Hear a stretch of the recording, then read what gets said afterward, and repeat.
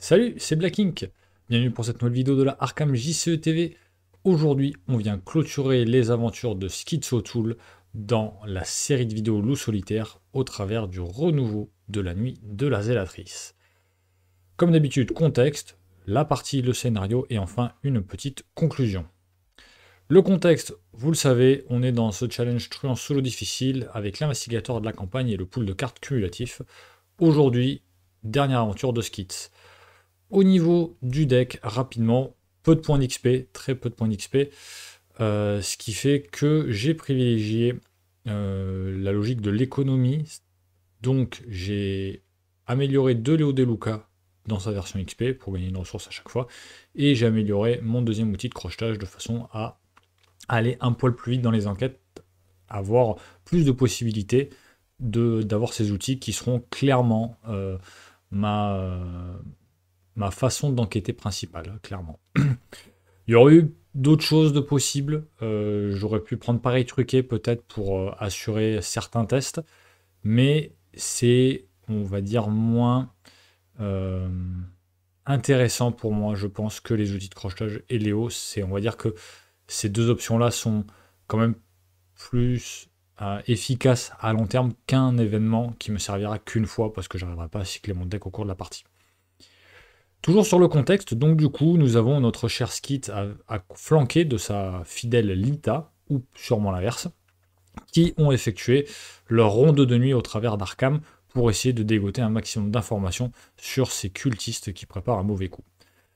Grâce aux différentes informations qu'ils ont réussi à décolleter, et notamment auprès de ce cher Herman Collins, ils ont su que se tramait quelque chose dans les bois d'Arkham, un obscur rituel est en préparation pour réveiller le dévoreur du dessous. Et donc, c'est juste avant minuit que Skits et Lita se dirigent vers les bois d'Arkham. Ce qui nous amène du coup au scénario 3, le dévoreur du dessous, pardon, avec ce fameux Humordot qui devra ou pas être géré au cours du scénario. Ce qui caractérise ce scénario, c'est une carte, une zone de jeu entre guillemets étroite, avec un lieu central et des lieux connexes à celui-ci.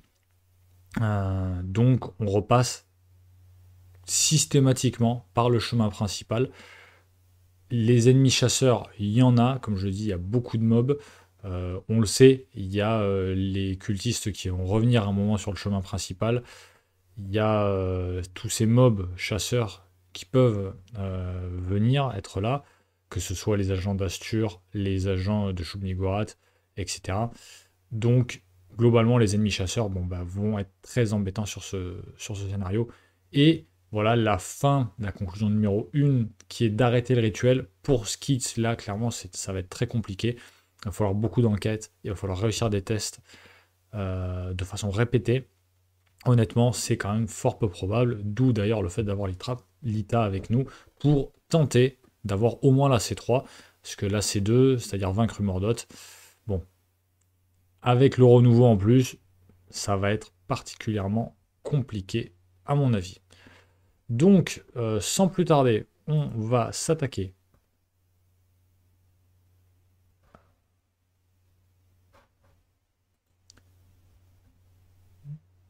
Donc, sans plus tarder, on va s'attaquer à la partie et on va voir un peu ce que ça a donné avec le dévore du dessous et Skits.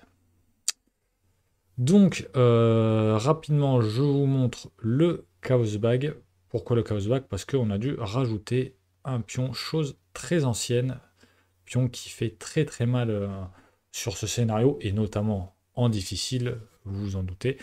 Je commence avec 2 fatalités sur l'intrigue, parce que j'ai eu que 2 cultistes. Et avec suivre la piste, il me faut 3 indices. Donc, le dévoreur du dessous, le crâne, -3. En cas d'échec après ce test, cherche un ennemi monstre dans le deck de rencontre ou dans la pile de défausse rencontre et piochez-le. Donc, en cas d'échec. Le cultiste, -4. Placez 2 fatalités sur l'ennemi le plus proche. La tablette, -5. S'il y a un ennemi monstre dans votre lieu, subissez un dégât à une horreur. Et le pion, chose très ancienne, c'était un -7. Et s'il y avait un ennemi grand ancien dans mon lieu, cet ennemi m'attaque. Ou j'échoue automatiquement, je sais plus. Mais bon. Voilà, c'est quand même des effets qui sont assez embêtants. Le crâne notamment, si on n'arrive pas à gérer le -3, on va se retrouver avec des monstres On le sait, voilà, Skits, en termes de gestion des ennemis, via le combat avec un 3, quand bien même on a une machette, quand bien même on a un flic en patrouille qu'on a là sur cette première main, c'est compliqué.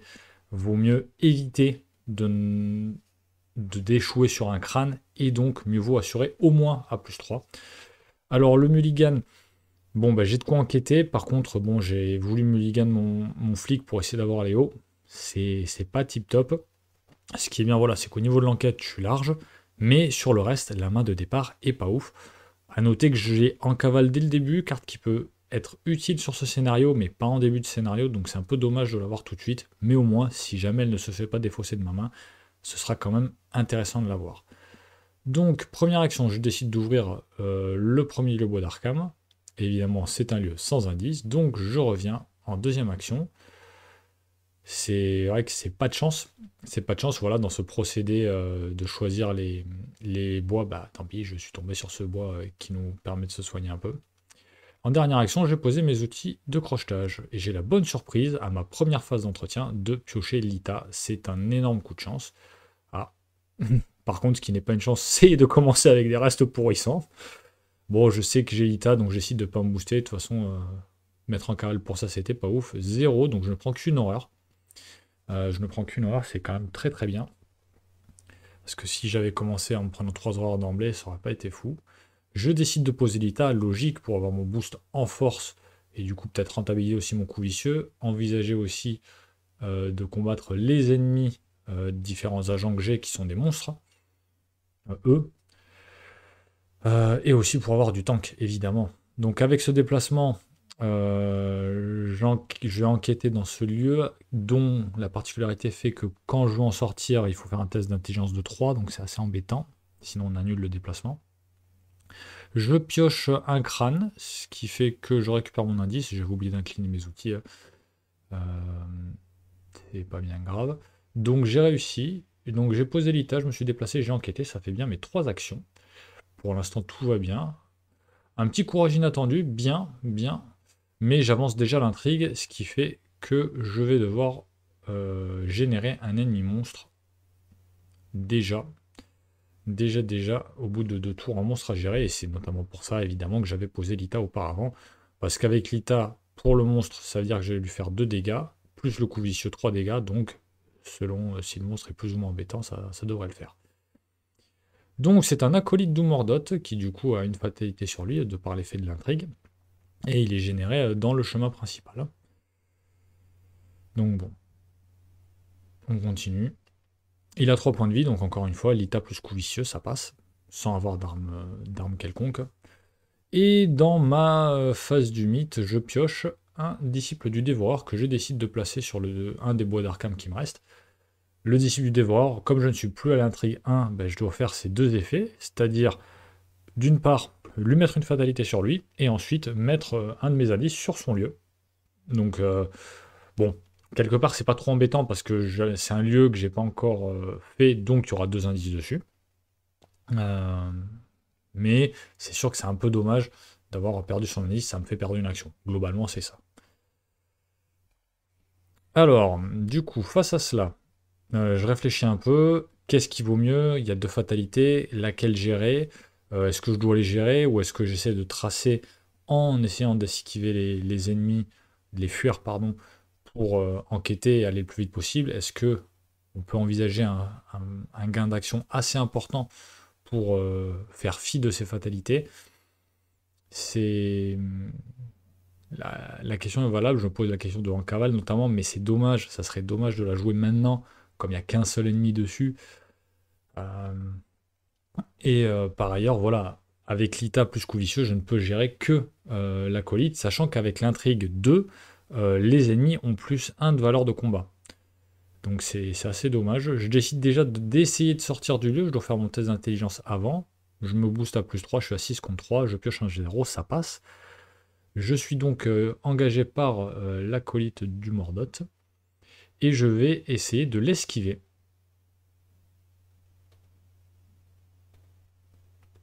Et je me pose la question du boost. Hmm. C'est pour ça il a plus un de combat, plus un d'évasion. Donc en combat, il a 4. Et je me dis, voilà, avec l'ITA plus le coup vicieux, je suis qu'à 6 contre. Même pas, je ne suis qu'à 5 contre 4. Donc en vrai, faut pas faire ça.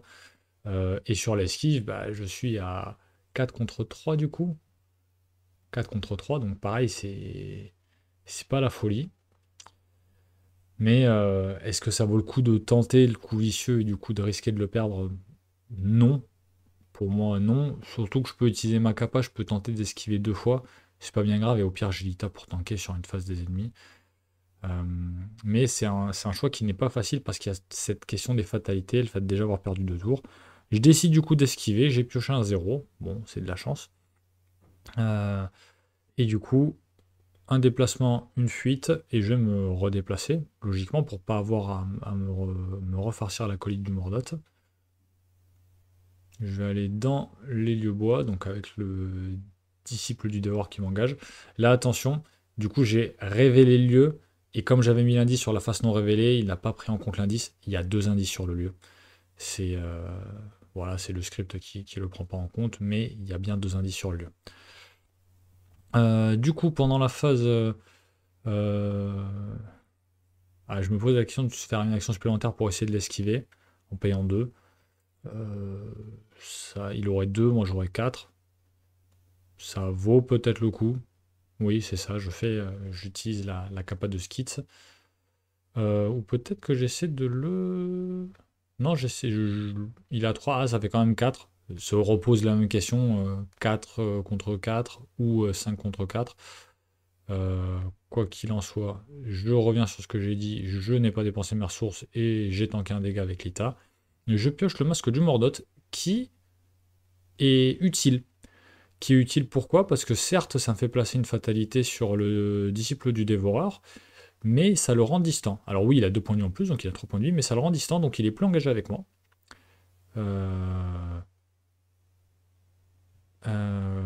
Mais quoique, est-ce que c'est pas un misplay ça?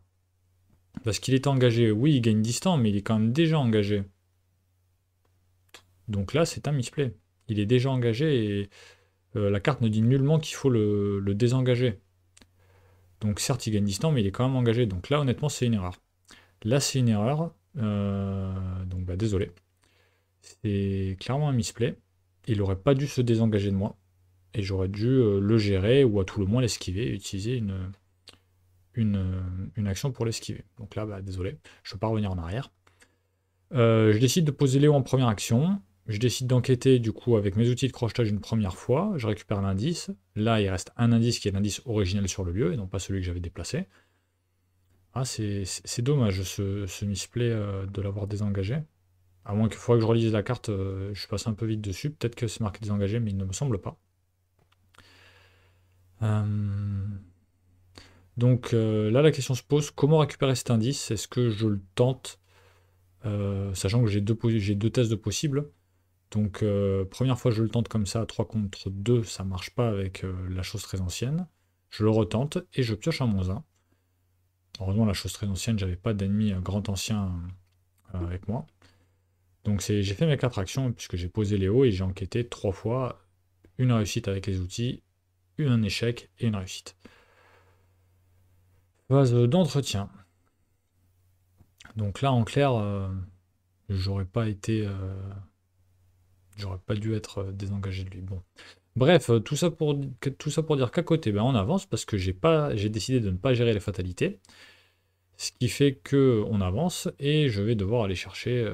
Bon, évidemment, voilà. Vous le voyez, tablette, il n'y a pas d'ennemis monstres dans mon lieu, donc je ne subis pas un dégât et une horreur. Et je vais chercher une faiblesse folie au hasard. J'utilise l'application pour ça, c'est pour ça que vous ne voyez pas la manipulation au niveau d'OCT. Avec l'appli, c'est un peu plus facile. Et l'application m'honore avec une faiblesse folie qui, en l'occurrence, là, n'est pas trop embêtante. J'aimerais bien arriver à la trouver. Je pense que là, je suis en train de la générer. Et c'était paranoïa. Donc, je défausse toutes mes ressources. Là, en l'occurrence, une ressource. Donc, c'est pas bien embêtant. À noter que j'ai oublié d'enlever les fatalités des ennemis. Je les enlèverai juste après par la suite. Là, les ennemis n'ont plus leur boost en combat et en évasion. Et là, j'attire l'attention sur tous les joueurs qui ont pu commettre cette erreur, au moins le premier à l'époque. On n'avance pas, on génère pas tout de suite une mordote et le site du rituel. C'est une fois que l'intrigue avance. Donc on a encore un peu de temps, on a encore 5 tours, si tant est qu'on n'a pas d'autres fatalités qui arrivent en jeu. Et nous piochons notre premier agent de Shub-Niggurath, donc la chèvre, là, le rejeton de la chèvre, ce qui veut dire que le set de rencontre qui avait été choisi au hasard, c'était les agents de Shub-Niggurath, donc 4 ennemis monstres, 3 rejetons de la chèvre et le sombre chevreau. Ce qui fait que là je me dis, ah, je peux très vite me faire déborder par les ennemis, déjà qu'il y en a 3, ça va pas être de la tarte. Donc, là, évidemment, on se pose la question, encore une fois, est-ce que je vais jouer l'en cavale ou est-ce que je vais jouer l'entrée par réfraction pour avoir des ressources et utiliser ma capa derrière? Ou est-ce que je vais utiliser l'entrée par réfraction pour me booster? J'ai une petite esquive aussi, est-ce qu'elle est vraiment utile à ce stade du jeu, sachant que j'ai pas beaucoup de dégâts et d'horreur sur moi? Tout est possible.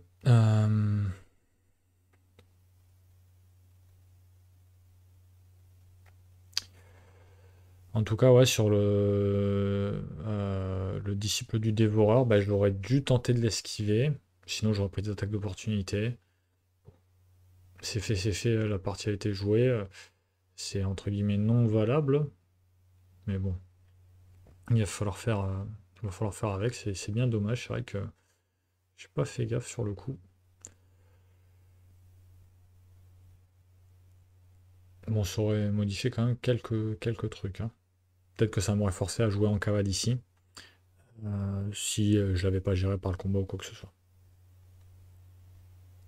Donc là, évidemment, elle se pose la question, est-ce que j'esquive lui pour derrière gérer l'acolyte, je sais pas.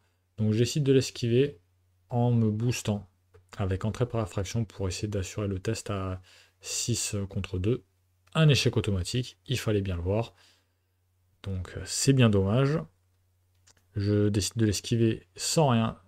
4 contre 2, je pioche un 0, ça passe. Deux actions. Troisième action, je viens dans le lieu de l'acolyte qui m'engage. Et là, du coup, soit je l'esquive, mais du coup, il me réengage. Donc, je me dis que je vais aller directement dans l'autre bois d'Arkham, le dernier que je n'ai pas fait. Parce que l'esquiver pour avoir la réesquiver derrière, c'est embêtant. Je décide donc de me prendre une attaque d'opportunité avec. Avec. Ah, je sais plus.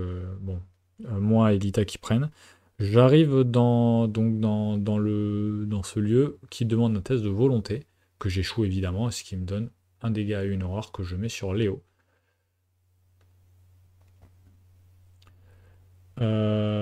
Et en fait, je me décide de revenir sur ce que j'ai fait pour tenter de l'esquiver.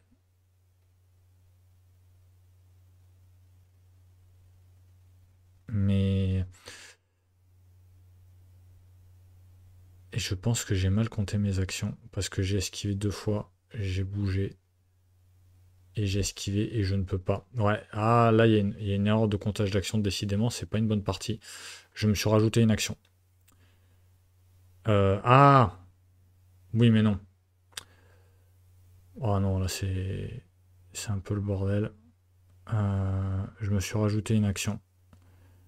Je me suis rajouté une action parce que j'ai esquivé 2 fois. Je me suis déplacé, je l'ai esquivé. Ça, là j'ai mes 4 actions et je me suis redéplacé. Donc ça commence à faire beaucoup. Ça commence à faire vraiment beaucoup. Euh, tout ça parce que je m'efforce à chaque fois de mettre les pions action et là en fait j'ai pas mis le quatrième donc je pensais qu'il me restait une action donc c'est une erreur, ça fait 2 gros misplays quand même, 2 gros misplays, surtout que là il y a le dévoreur du dépôt qui vient, donc je devrais avoir 2 ennemis engagés avec moi dans le site. Euh, on va voir, j'ai peut-être rejoué la partie, honnêtement je sais pas, ça va dépendre, j'ai pas trop de temps pour enregistrer d'ici mardi. Donc je vais voir. Au pire, bah, selon le résultat, ce sera soit Skitz a perdu, et si Skitz a gagné en direct, bah, peut-être que ça a gagné et que bah, c'est une victoire à la Pyrrhus, on va dire ça comme ça. Donc, je décide d'attaquer le dévoreur de dépouilles. Avec Lita, je lui fais 2 dégâts, donc il meurt. Et avec mon Elder Sign encore, je repioche de ressources. Je décide d'enquêter avec mes outils de crochetage. Je récupère l'indice parce que je pioche un 0. Ouais, non, c'est très embêtant, tous ces misplays. Hmm, C'est très très embêtant. Cavalier. J'ai pas le temps de la rejouer dans la foulée. Bon, du coup, j'ai mes 3 indices. Euh, Mais je décide de poser mon petit couteau pour avoir de quoi combattre. Et j'avais oublié d'incliner mes outils de crochetage encore une fois. Face des ennemis, le rejeton de la chèvre bouge. Je suis là. Alors là, je suis pas obligé d'avancer tout de suite. Je peux avancer plus ou moins quand je veux. Et justement, je réfléchis à quel est le meilleur timing en fait pour faire avancer. Sachant qu'en plus, bah, je repioche encore une fois un ennemi que je décide de gérer avec le couteau, mais je pioche une tablette, donc j'échoue. Et en plus, avec la tablette, je prends un dégât, une horreur, que j'ai mis du coup mise sur Skitz, que j'ai mis sur Skitz. Je retente Elder Sign, décidément, l'Elder Sign sort énormément sur cette partie, et pourtant je ne l'ai pas truqué, le Chaos Bag. Ce qui fait que je constitue un très très beau pool de ressources, et je décide de piocher en espérant avoir en fait l'explosion de dynamite, puisque j'ai mes 5 ressources. Euh, et du coup, je décide même carrément de continuer à piocher avec la capa en espérant avoir la dynamite. Le rejeton de la chèvre vient et m'attaque. Un petit dégât de plus du coup sur Skitz.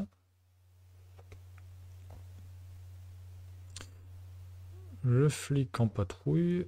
J'ai pile poil. Et là, le paralysé par la peur. Le fameux. Bon, paralysé par la peur qui est embêtant avec Skitz parce qu'on va très difficilement réussir à s'en débarrasser, mais avec sa capa, quelque part, on peut le compenser, moyennant 2 ressources à chaque fois, pour avoir sa 3e action, mine de rien. Là, voilà, je tergiverse un peu, coup vicieux, pas coup vicieux, ou défausse du couteau, pas défausse du couteau. Comme j'ai un autre couteau dans ma main, je me dis, bah, autant garder le coup vicieux et défausser le couteau.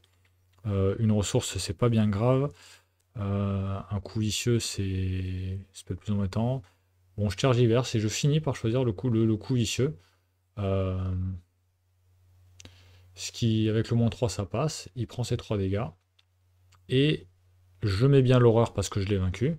Heureusement, je fais pas que des misplays non plus. Euh,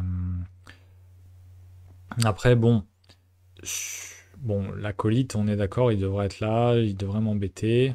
Après, c'est vrai que je passe beaucoup de temps dans ce lieu à temporiser. Bon, ça rattrape pas le misplay. Ça rattrapera jamais le misplay. Mais bon.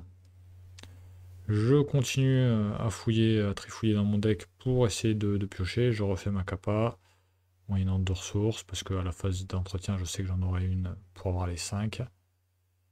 Et je pioche et j'ai enfin mon explosion de dynamite, donc je me dis que je vais pouvoir avancer. D'ici peu, évidemment, je vais attendre que la phase du mythe soit passée. Je fais mon test de parler par la peur. Je réfléchis à ce que je me booste. Est-ce que ça vaut le coup de mettre en cavale encore une fois? Bon, les icônes sont quand même assez précieuses. Les chances de réussite sont minces, donc j'hésite. Est-ce que je blinde ou pas le test? Euh, Honnêtement, il ne faut pas le blinder. Les chances sont beaucoup trop minces. Mieux vaut tenter à 3 contre 3, même si les chances sont infimes. Mais mettre en cavale alors qu'on a les icônes à garder, voilà. Typiquement, j'enlève le en cavale, je pioche le -5, j'ai bien fait. C'est un échec. Faut pas risquer autant d'icônes avec en cavale pour un test de paralysé par la peur. Au vu surtout du scénario dans lequel on est, il y a beaucoup trop de pions qui feraient échouer le test. Eh bien là, j'ai trop de cartes en main, il faut que je défausse. Euh, Bah, en soi, c'est plutôt les deux alliés là qui vont pas trop me servir dans ma main. Que ce soit le flic ou Léo, mais je décide que bon bah ce sera le couteau qui va partir. Un petit antique fléau au passage, c'est le premier qui est là, et du coup ça va me faire avancer. Donc on va générer Umordot dans le site du rituel. C'est bien ça, on est à l'acte 2, non à l'acte 1, on est à l'acte 1. Donc on génère Umordot dans le site du rituel. Et c'est une petite erreur de tempo. Parce que si j'avais fait avancer l'acte, si j'avais pas pioché l'antique fléau, euh, ça aurait, on va dire que la résolution aurait été plus intéressante. Évidemment, on n'oublie pas le caveau du trépas. Humordot gagne plus XP par investigateur et plus X en combat, X étant le nombre de ressources sur cette carte. Quand Humordot entre en jeu, placez une ressource sur cette carte pour chaque deck acte restant. Il reste 3 actes. Oui.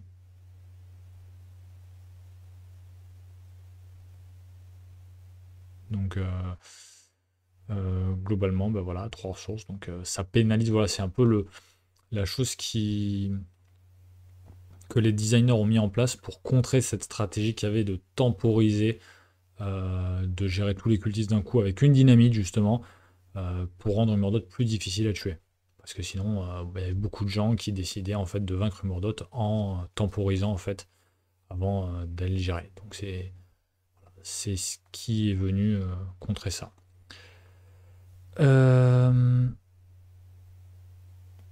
Je n'ai pas pioché de. Je n'ai pas pioché de carte mythe. Je n'ai pas pioché de carte mythe. Je n'ai pas pioché de carte mythe. J'ai décidé de jouer en cavale.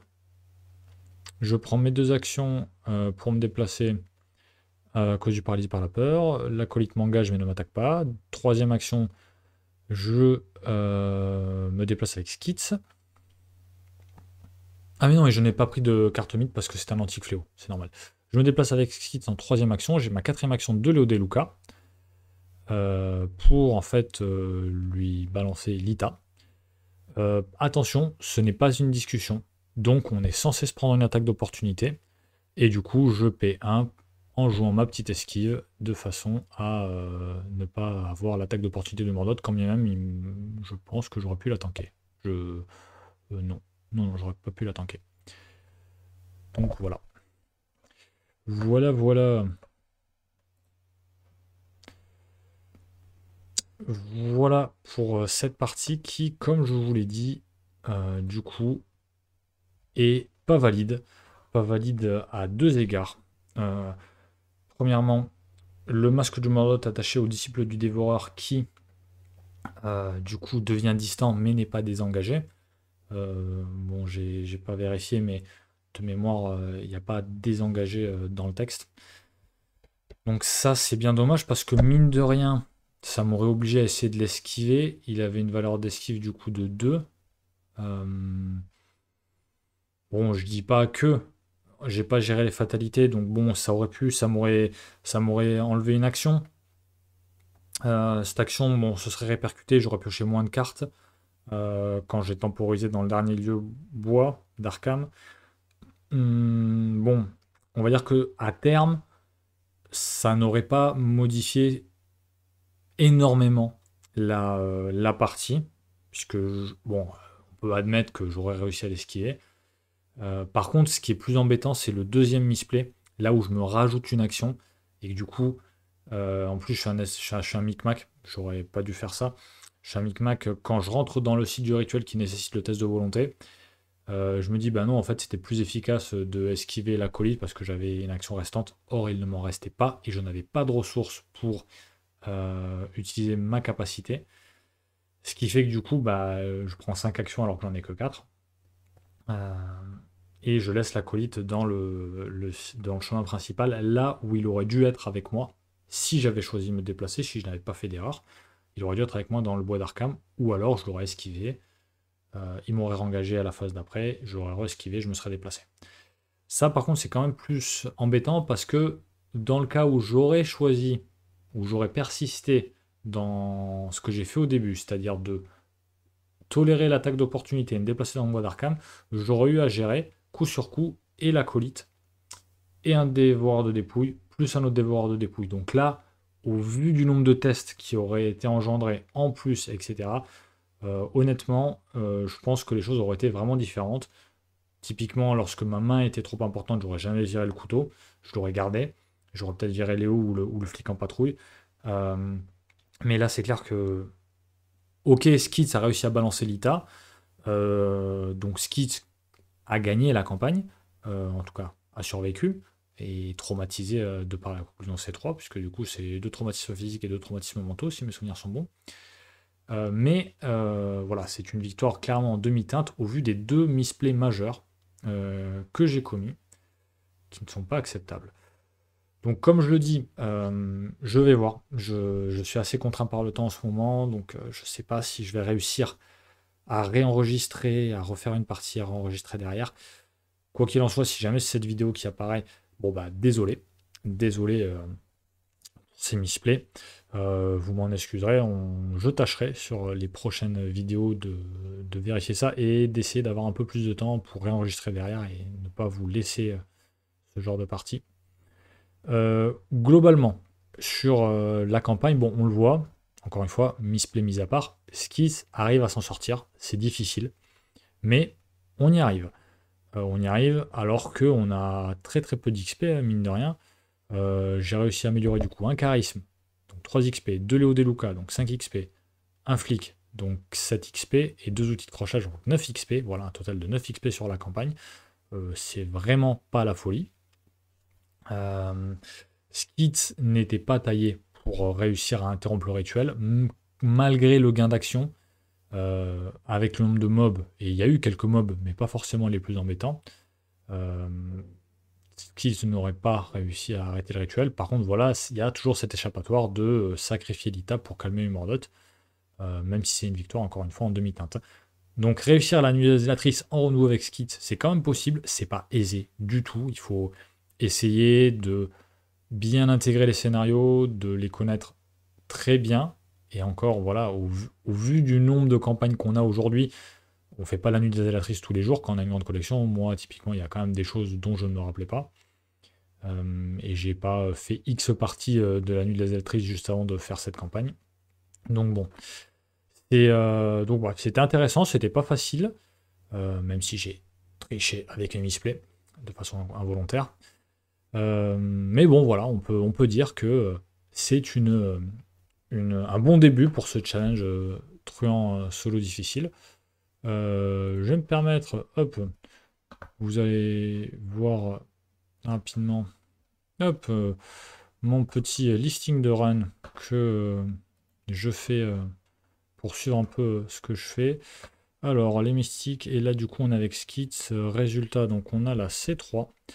XP du dernier scénario 9, XP de fin 9 parce que cette fin ne donne pas 2 d'XP. Des traumas physiques, du coup, j'en ai 2. Et des traumas mentaux, j'en ai un total de 3.